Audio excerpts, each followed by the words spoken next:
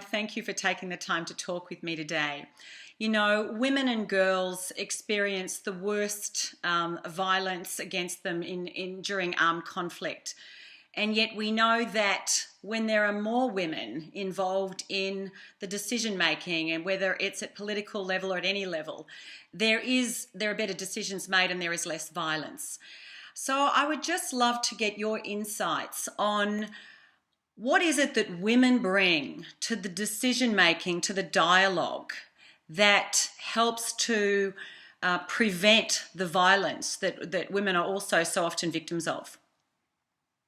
Well, you know, Margie, I honestly believe that women bring negotiation skills to almost every dimension of life. Why?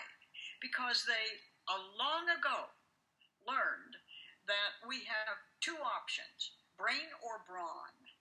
And they knew that they didn't qualify where brawn was. They couldn't handle anything by force. They were not oriented to force and power. They were oriented to people. They were oriented to care and to collaborate and to listen with a compassionate heart. In other words, women are oriented by their very insights and the development of the softness in them to a new kind of strength, to exactly the kind of strength that we need at this moment in history. They're oriented toward human development, and that means that we don't expect to get anything by force. We expect to get it by collaboration, by negotiation, by care, and by compassion.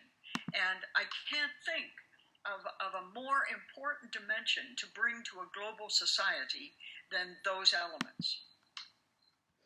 Wow. So when it comes to getting more women, particularly women who are already strong women and educated women, into around the most senior decision making tables where the biggest decisions are made that have the greatest consequences, how do we get more women into those positions, engaged in that dialogue?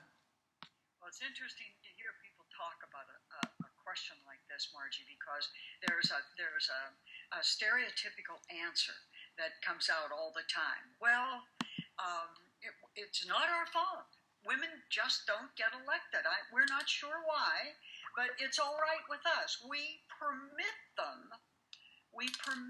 women to present themselves to the public arena when we should be requiring them to be part of the public arena. What do I mean by that? There are countries, for instance, who have quotas in their legislatures, in their parliaments. 40% of the parliament must be female. Those are reserved seats. Those are reserved positions. There's a wisdom in that. I would say that what we need to do to build this attitude is we must see that all committees, all commissions, all directorates are an equal number of men and women, equal, not tokens, not a few on the side, not call men, throw in a woman and stir. I'm talking about our requiring ourselves to raise up women experts, women consultants, and to mix groups equally, because we know we have the scientific data, we have the social psychological research that shows us that yes, mixed groups of men and women come to more effective and more correct decisions. Here we're sitting talking about this question when in Canada, a new young Prime Minister Trudeau has simply announced his whole cabinet as 15 men and 15 women. And they asked him, why would you do this? And his answer was, because it's 2015. And that is the answer. Yeah. When people say, you can't rush these things, you just have to be patient. You have to be careful about the way you do things. I say to myself, well, is 2,000 years tippy-toe enough for you? I mean, how much longer are we supposed to minimize what must be maximized if, as a matter of fact, the human race is going to come through this period in history? My question to counter that is, many people would argue that when you have quotas, it can seem tokenistic and actually be counterproductive for women when women who have not earned their stripes, so to speak, whether it's in the corporate business arena or in the political arena, are appointed to positions alongside men who have earned their stripes. Now, what do you say to those who say quotas are actually can hurt women more than they can help women? Well, I don't accept it. I don't believe it. And I go back to, for instance, the civil rights requirement in this country for the busing of students into mixed schools. Now, we don't bus anymore. We don't have to bus anymore. Our neighborhoods are mixed, our schools are mixed, and the world did not fall in when we did it. What we did was enable our part of the world to experience a world that went together a different way. And our youngsters are coming out now far less racist than any generation before them. Now, I'm not necessarily committed to quotas, but what I'm trying to say is that the quota strategy led me to say we have to reserve seats. Mm-hmm. I don't know how many, but I know that we have to move as well as we can toward a genuine equality, so that neither men nor women find themselves in a false minority. Everything we do in life we do together, except our most important elements, and that's decision making for the human race and for our countries. So quotas are one way to do it. There are a number of countries rather that use them. They have brought women out of the darkness into the real world. I doubt that they'll last. They're not made to last. They don't have to last. Once we find out, once we discover that having people work together as men and women, as problem solvers in this society, it will take its own place, because it always has. So whether it's getting women onto parliament in countries like Canada, Australia, the USA, or onto the boards of big companies, the Fortune 500, or getting more women simply getting educated and moving up the ranks in countries where women have been traditionally and continue to be very oppressed, how do we counter the resistance from those who are served by the current status quo? Well, the first thing we have to do, of course, is to identify competent women. We have to identify women who have these skills, have these interests. We have to help them find small groups out of their own interests. We have to provide the resources and the education it will take to support the pursuit of these ideas through those groups. In this country, we have a couple groups of them. You have Emily's List, for instance. Emily's List was a group of women who came together and simply decided that they would identify women candidates for political positions. At first, there was hardly anybody willing to come forward, and almost nobody that was elected. But they didn't give up. They kept identifying the best, bringing them into the political arena, allowing people to hear them, until now the number of women running for office in the United States we couldn't have dreamed of as recently as 15 years ago. Mm-hmm. You also have a group like the UN in the year 2000, when they were having all these big summits of major figures and groups. Then Secretary General Kofi Annan called a summit of religious leaders in 2000. Never had been done before. But guess who was there? It was 90% men. And when Kofi Annan saw that happen, he turned around when it was over and he said, we cannot allow this to rest at this level. I want a summit of women religious leaders. And out of that came the Global Peace Initiative of Women, of which I'm co-chair and have been involved ever since the year 2000. It works. Once you get people that know that they will have the resources and the education and the support they need, and they have the internal ability and competence, they move forward. And then the reluctance that we're talking about has to confront our history. We have to begin to see all of the doomsday stories we told about women as recently as 50 and 75 years ago, and then be willing to repeat the risk. We said less than 100 years ago they couldn't vote, they weren't bright enough, they wouldn't know what to do. We didn't allow them to come into college on an equal footing with men. Men only had to rank at the 75th percentile of a college entrance exam. Women, the only women who could come were those who could rank at the 90th percentile. We didn't allow them into the professions. Women couldn't be doctors, couldn't be lawyers, couldn't be scientists. We didn't allow them to have their own property or income. And now look, what stopped it? I'll tell you what stopped it. Need. World War II stopped it. When the men were in Europe, the women had to take over. Well, that was a national need. We now have a new need. It's a need for new global leadership everywhere. And we have the data about the success of mixed groups to support us.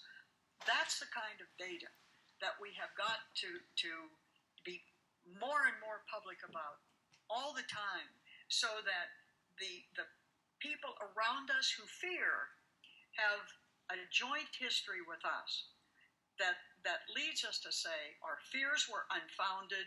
All we have managed to do in some instances is double our resources, and we are better off for it. So you're implying that the logical argument that actually not only are women better off, and not only is it just and moral, but that men are better off too. However, there are obviously many men, particularly in those countries culturally where that really women are submissive, where they are sidelined, where they are not even permitted to have an education, who obviously are extremely threatened by that ideology. Somebody has to ask them, what are they seeking? Personal power, or do they seek to solve the problems? Look, right now, the human race is male-oriented, male-directed, male-decided, and male-led.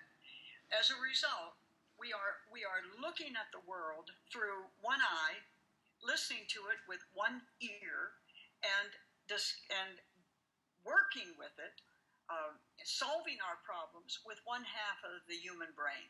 And it shows. We can't solve all the problems of the world unless we have all of the insights, all of the experiences, and all of the resources at our disposal. That alone ought to certainly make those who are reluctant, clinging to a past that isn't working, rethink itself. So to women who are watching this, who may be very comfortable in their lives, who sense they could do more and be more and advocate more, yet who sometimes doubt their own worth and doubt their own voice, doubt themselves, what do you say to them? What is your call to courage and to stand up to so many women who could be leading change but who aren't? I understand the reluctance there. I understand the fear. And I understand the oppression that comes with the snide remarks and the felt insecurity and the felt incompetence and the social messages that underline all of those issues. On the other hand, what we must help women do is to join women's groups, to organize around certain subjects and properties, and to work together on a common project, whatever it might be. In the United States, it would certainly be something like daycare or paid leave or equality of wages. Then you're not alone. If you join with multiple others, Mm-hmm. and eventually join with men who are also recognizing that this is both unjust, immoral, and incompetent. We are not bringing our best or our total leadership to any of our problems. Here we are. We're at the One Earth Forum, and 20 years ago there wouldn't have been a woman in sight, and now here we are working on questions that are as important to you in Australia, Margie, as they are to me, because we're both citizens of this earth, and we need women with their experiences and their insights, bringing their energy to help us solve those too, for a lot of women in the world who are waiting for us to both model it and to do it. My final question to you is, it is easy to become desensitized and disassociated, if we allow ourselves to be, from the big, big problems facing our earth and the social injustice and the inequality for those of us in the West whose lives are, by like most standards, very comfortable and luxurious. And it's easy to become cynical about this ideal of world peace. What cause is there for optimism, and how can we stay engaged, and what is it that we need to do for ourselves so that we can be part of the solution and not just perpetuating the problem and the status quo? Well, I wouldn't be here if I didn't think we had a great scope for optimism. I wouldn't be spending my life on what I thought was impossible. The fact of the matter is, I'm a slightly used history teacher, and history does have a lot to teach us. You can look at it for its breakdown points, but you're missing history if you fail to understand what brought us to the level we're at. For instance, we haven't had a global war in more than 50 years. That's a great reason for optimism.